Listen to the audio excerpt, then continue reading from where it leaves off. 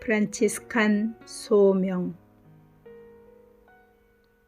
아시시의 프란치스코와 클라라의 선택. 라자로 이리아르테 지음. 분도 출판사. 제2장 복음의 학교에서. 예수 그리스도의 복음의 생활은 이것이다. 회개자가 추구하는 대답을 복음에서 찾아내고 또한 하느님께서 주의 부르심을 받아 자기와 합하려는 사람들을 복음의 생활에 부르신다는 것을 확신한 프란치스코는 복음을 개인 및 공동 선택의 중심과 동기로 삼았다. 프란치스코의 높은 지향과 주된 바람과 최고의 결심은 복음을 모든 것 안에서 모든 것을 통하여 실행하는 것이었고, 조금도 한눈을 팔지 않고 열의를 다하여 애타게 갈망하는 정신과 타오르는 온전한 마음으로 우리 주 예수 그리스도의 가르침과 발자취를 따르는 것이었다. 프란치스코는 한결같은 마음으로 복음을 묵상하였고, 그리스도의 모범과 가르침을 복음에서 직접 끌어내는 자기의 습성을 최초의 동료들에게로 옮겨주었다. 이에 대해 성 보나벤투라는 성인의 동료로부터 전해 들은 재미있는 이야기를 남겨준다. 어느 날 프란치스코는 모든 형제들이 복음을 묵상하기 위해 복음서 한 권씩 가지기를 원했지만 복음서 한 권밖에 없음을 알고 책을 찢어서 한 페이지씩을 각각 형제에게 나누게 함으로써 모든 이가 연구할 수 있고 서로 방해가 되지 않게 하셨다. 물론 이 해결책은 학문적인 연구와 어울리지는 않지만 프란치스코는 마음에 심어진 하느님의 말씀이 순수한 마음과 정신으로 받아들여진 사람 안에 맺는 열매를 잘 알고 있었기 때문이다. 위 사건은 리보토르토에 살았을 때에 생긴 일인 것 같다.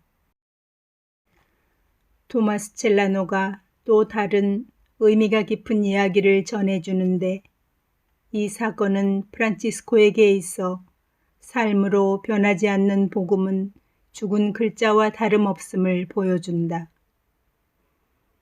어느 날 궁핍 중에 있는 두 형제의 어머니가 포르치운쿨라로 동량을 구하러 왔다. 거룩하신 사부께서 총대리인 가타니아의 베드로에게 청하였다. 우리 어머니께 동량 좀 드릴 수 있을까요? 프란치스코는 형제들의 어머니를 우리의 어머니라고 불렀다. 베드로 형제가 그에게 대답하였다. 그녀에게 줄 만한 것이라고는 집안에 아무것도 없습니다. 그리고 덧붙였다. 성무일도서는 없지만 밤기도 때에 독서로 읽는 신약성서 한 권이 있습니다. 프란치스코가 그에게 명하였다. 그녀가 그것을 팔아서 요긴한 데에 쓰도록 그 신약성서를 우리 어머니께 드리시오. 우리는 신약성서에서 가난한 사람을 도우라는 깨우침을 받았기 때문입니다. 나는 우리가 독서를 읽는 것보다 희사를 하는 것이 훨씬 더 하느님을 기쁘게 해드리는 것이라고 믿고 있습니다. 그리고 첼라노는 이야기를 이렇게 끝맺는다. 형제회 최초의 신약 성서가 이러한 자비심으로 해서 없어졌다.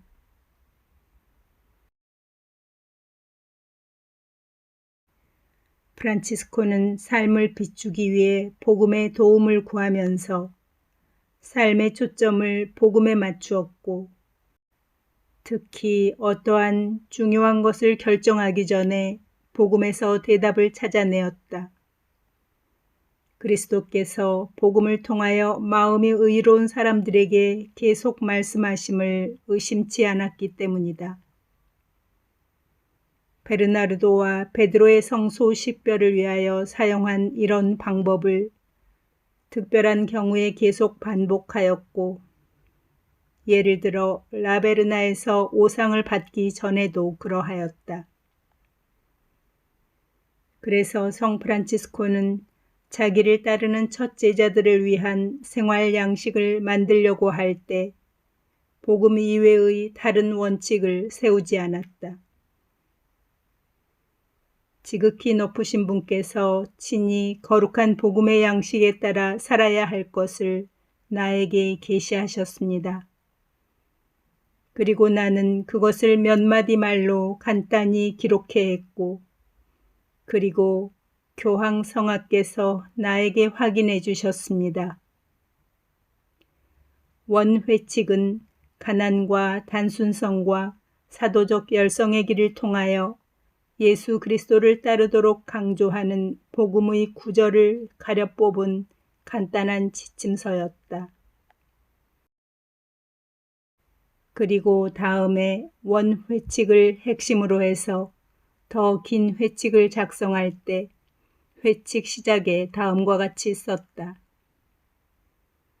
이것이 프란치스코 형제가 교황 성하께 승인과 확인을 요청한 예수 그리스도의 복음의 생활인 바, 교황께서는 프란치스코 형제와 현재 및 미래의 그의 모든 형제들에게 이것을 승인하시고 확인해 주셨습니다. 제1회칙 본문 전체는 성인이 좋아하신 복음 구절 인용으로 엮어졌다. 마침내 결정적으로 인준된 회칙의 시작과 맺는 말에서 사부님은 복음적인 원칙을 분명히 밝혔다. 작은 형제들의 회칙과 생활은 우리 주 예수 그리스도의 거룩한 복음을 실행하는 것입니다. 형제들은 우리가 굳게 서약한 우리 주 예수 그리스도의 거룩한 복음을 실행할 것입니다. 복음을 삶의 최고 규범으로 놓는다는 것은 복음을 단지 어떤 도덕적이고 수덕적인 기준을 뒷받침해 주는 것으로 받아들이는 것이 아니라 모든 관습이나 더 나아가 모든 인간의 법 위에 자리에 놓는다는 것을 의미한다. 따라서 프란치스코는 복음의 요청들이 2차적인 것이 되고 형제들이 이것들을 단지 규율적인 규범의 글자에 국한시킬까 염려해서 형제회 생활을 너무 세밀한 규정으로 얽매려고 하지 않았다.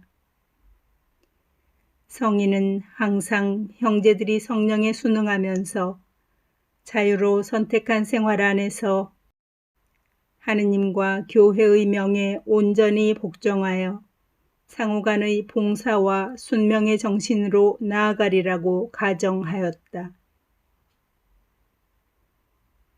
영이요 생명이신 성령의 말씀.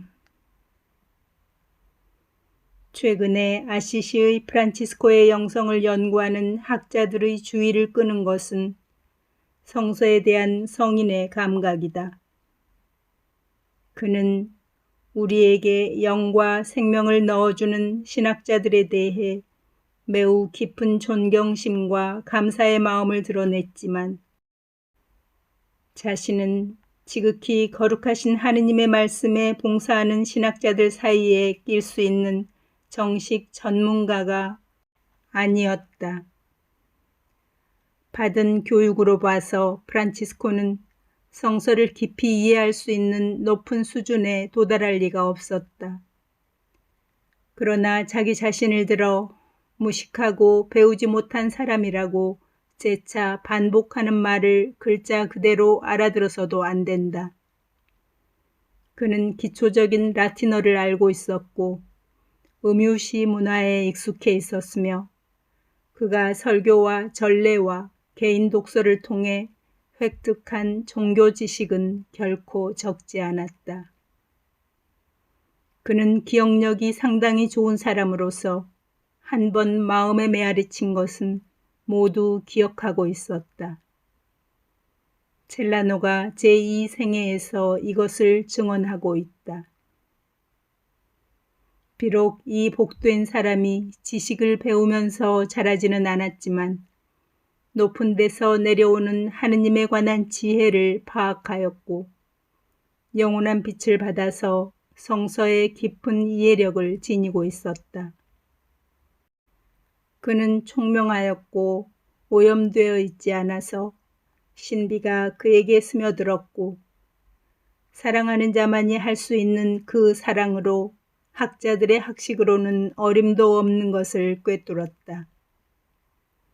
때때로 그는 성서를 읽었고 한 번 기억한 것은 잊지 않도록 마음에 새겨 놓았다. 그는 무심히 한 귀로 흘려듣는 일이 없었고 들은 것은 부단한 정열로 묵상하였기 때문에 그의 기억력은 책을 대신할 만했다. 그는 자주 의문투성이의 문제들을 한마디 말로 설명하였고 많은 말을 할 필요 없이 예리한 이해력과 깊은 꿰뚫음을 보여주었다. 이어서 이 전기 작가는 위 말의 근거가 되는 세 개의 증거를 댄다. 첫째는 도미니코의 형제의 증언이다. 이 신학자는 성인의 대답을 듣고 말했다.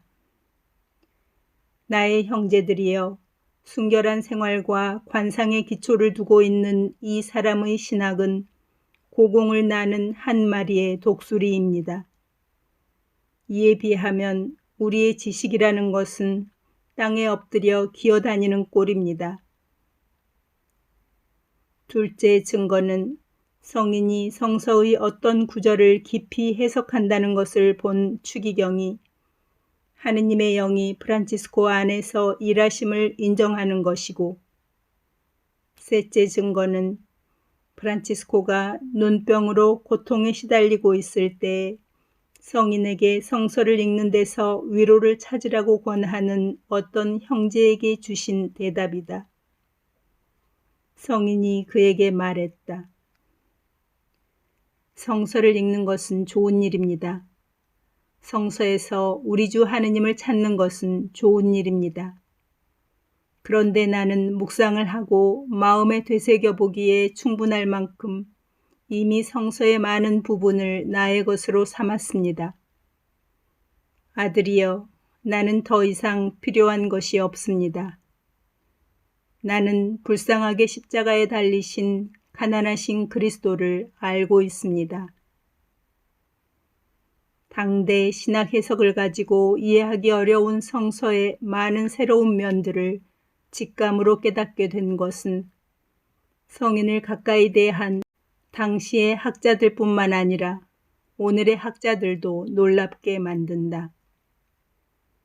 성서에 대한 이러한 감각은 실은 지식보다도 체험에서 오는 것이었고 무엇보다도 성 바오로가 말한 대로 아버지의 말씀이신 그리스도에 대한 심오한 지식이었다. 성인은 성서를 이해할 수 있는 이러한 은혜를 하느님으로부터 받았음을 알고 마음이 가난한 사람답게 이 보화를 자기 자신만을 위해서 간직하지 않고 모든 사람들과 나누려고 했다.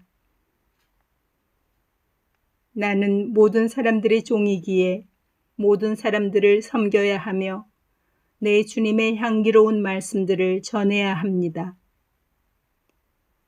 프란치스코에 의하면 주님의 영을 식별하는 데 장애물이 되는 매우 해로운 사유욕 중에 하나는 욕심과 야심의 동기로 성서를 접하려는 욕망이다. 실은 많은 보수가 할당된 신학교수 자리를 얻으려는 이유로 많은 재속 성직자들이 이러한 유혹에 빠진 일이 있었다. 또 하나의 사유욕은 가르치는 데에서 허영심과 만족함을 구하려는 목적으로 성서를 연구하는 것인데 이것은 형제회 내에도 충분히 있을 수 있는 일이었다. 그럼에도 불구하고 성인은 성서에 담겨있는 생명의 메시지에 맞들이고 그것을 생활의 규범으로 삼도록 모든 이에게 촉구하였다. 그것은 하느님의 말씀이 영과 생명이기 때문이다. 이미 많은 학자들이 형제회에 들어온 후에 혹은 형제 안토니오에게 직접 쓰신 편지를 통해 신학과의 설정을 허락한 후에 형제들에게 다음의 권고의 말씀을 보내셨다. 사도가 말합니다. 문자는 사람을 죽이고 성령은 사람을 살립니다. 다른 사람보다 더 많은 지식을 가진 사람으로 인정받고 또한 친척이나 친구들에게 줄 많은 재물을 획득하려고 다만 말마디만을 배우기를 열망하는 이들은 문자에게 죽임을 당한 사람들입니다. 그래서 하느님의 문자의 정신을 따르기 원치 않고 말마디만을 배워 다른 사람들에게 설명해 주기를 열망하는 수도자들은 문자에게 죽임을 당한 사람들입니다. 그래서 알고 있는 문자나 알고 싶어하는 문자를 모두 자기 육신의 것으로 하지 않고 오히려 모든 선을 소유하시는 지극히 높으신 주 하느님께 그것들을 말과 표양으로 돌려드리는 사람들은 하느님의 문자의 정신으로부터 생명을 얻은 사람들입니다. 성인의 글을 살펴보면 성인이 시편집을 제외하고는 구약 성서를 직접 접한 적이 없었다고 결론 지을 수 있다. 프란치스코가 시편집과 잘 익숙해 있었다는 것은 순환의 성무일도와 다른 기도문의 연구에서 확인된다. 그러나 신약성서를 잘 알고 있었고 대부분 책들을 읽었을 뿐만 아니라 직접 묵상하였음은 잘 증명된다. 성인이 신약성서를 인용한 부분은 수두룩하다. 마테오 복음 중에서 진복 8단 부분과 산상설교를 깊이 알고 있었고 자주 인용한다. 성인이 가장 많이 인용한 구절은 바로 여기에 있다. 여러분은 무엇이든지 사람들이 여러분을 위해 해주기를 바라는 것을 그대로 그들에게 해주시오. 이것이 율법과 예언자들의 정신입니다. 예루살렘 성서의 사본에 의하면 이 구절은 크리스천적 차원에서 인간적 유대를 조절하는 황금률이다. 프란치스코도 그렇게 알아들어서 모든 차원에서 이것을 적용시킨다. 봉사자들과 수하 형제들 간의 관계, 앓는 형제들을 위한 형제들의 처신, 죄지은 형제에 대한 봉사자의 태도, 형제가 약속한 생활을 지키기 어려울 때, 연약한 형제에게 주어야 할 도움, 세속 재판관들이 지켜야 할 의무 등이다. 성녀 글라라도 회칙에서 앓는 자매들을 위한 보살핌을 말할 때 같은 구절을 적용한다. 이것으로 프란치스코가 따르던 복음적인 교육 방법의 핵심적 원칙을 알 수 있다. 즉, 타인의 개인적 입장을 이해하면서 크리스천적인 정신으로 행동해야 하는 것이다. 마테오 복음의 제20장은 성인에게 특별한 의미가 있었다. 프란치스코는 이 장에서 봉사를 받으러 온 것이 아니라 오히려 봉사하러 오신 그리스도에게서 자금이라는 덕성의 개념과 봉사의 정신을 배웠고 이 개념은 작은 자로서의 권리 행사에 있어 근본이 되는 것이다. 마테오 복음과의 공관적인 유사성 때문에 마르코 복음의 직접적인 인용이 몇 개나 되는지는 확실치 않다. 루카복음 중에 프란치스코는 예수 유년기에 관한 복음 1, 2장을 차근차근 묵상하였고 그 흔적을 여러 군데의 글에 남겨주었다. 그 중에도 특히 예수 탄생 예고에 대한 이야기는 성인에게 많은 빛과 신학적인 영감을 솟아내는 셈이 되었다. 이미 루카의 파견의 복음이 거론되었다. 마침내 성인의 마음에 드신 구절 중에 하나는 하느님 한 분 외에는 아무도 선하지 않습니다. 라는 루카복음 18장 19절이다.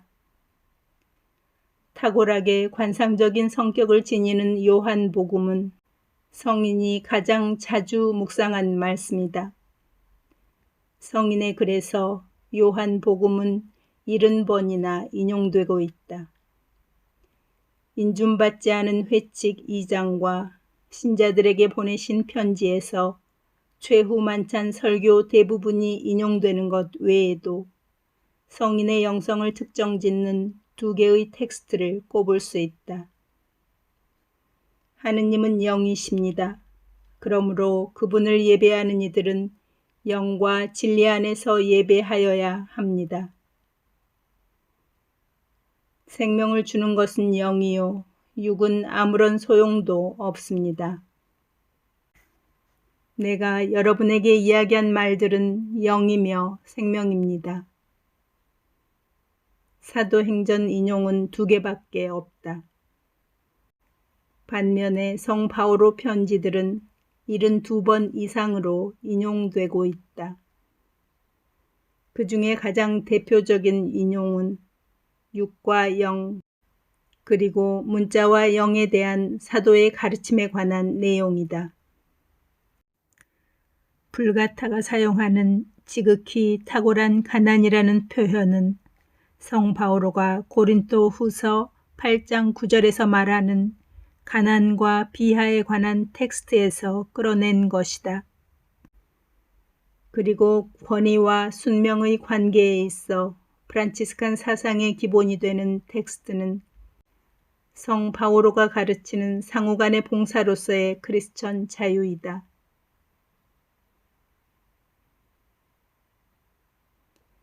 성인은 야고보 편지에서 8개, 베드로 1서에서는 17개의 텍스트를 인용한다.